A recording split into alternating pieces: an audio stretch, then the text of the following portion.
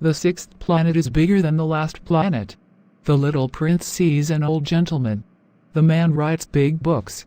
"Oh, here comes an explorer," he says when he sees the little prince. The little prince sits down on the table. He is tired from traveling so long and so far. "Where are you from?" the old gentleman asks him. "What is this big book?" asks the little prince. "What are you doing here?" "I am a geographer," the old gentleman answers. "What is a geographer?" "A geographer is somebody who knows where the seas are, and rivers, cities, mountains and deserts." "It is very interesting," says the little prince. "Finally here is a man who has a real job."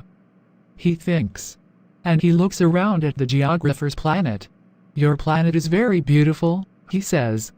"Does the planet have oceans?" "I can't say," says the geographer. "Ah." The little prince is sad. "And mountains?" "I can't say," says the geographer. "And cities and rivers and deserts?" "I can't tell you," says the geographer. "But you are a geographer." "It is true," says the geographer, "but I am not an explorer. There is no explorer on my planet. The geographer doesn't discover cities, rivers, mountains, seas, oceans and deserts. The geographer doesn't have time for traveling. He doesn't leave his office. But the explorers visit him in his office. He asks them questions and he writes what they remember. And if the information is interesting to him, then the geographer has to ask more questions about the explorer. He has to know if the explorer is a good person. The little prince wants to know why the explorer has to be a good person. The geographer says, "An explorer who is a bad person can give information which is not correct. And also an explorer who drinks very much can give bad information." "Why?" asks the little prince. "Because drunk people don't see correctly. Then the geographer can draw two mountains in a place where there is only one." "I know somebody," says the little prince, "who drinks a lot.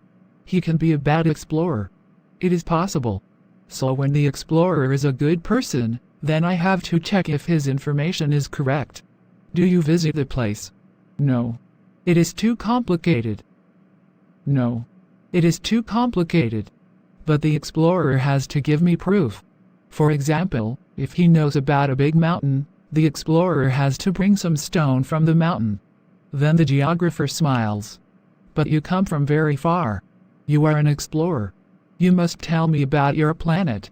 The geographer opens his big book. He prepares his pen. "Tell me about your home," says the geographer. "Oh, where I live," says the little prince, "it is not very interesting. It is very small. I have 3 volcanoes. 2 volcanoes are active, and 1 volcano isn't active." "But you never know." "You never know," says the geographer. "I also have a flower." "We don't write about flowers," says the geographer. "Why not?" "The flower is the most beautiful thing on my planet." "Because flowers don't live very long. In geography we have very correct books.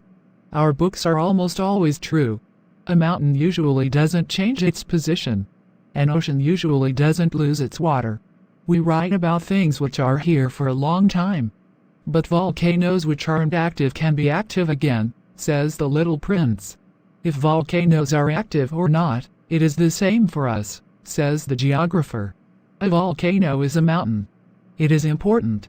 A mountain doesn't change. Your flower is different. Your flower can be gone soon. My flower can be gone soon." "Of course.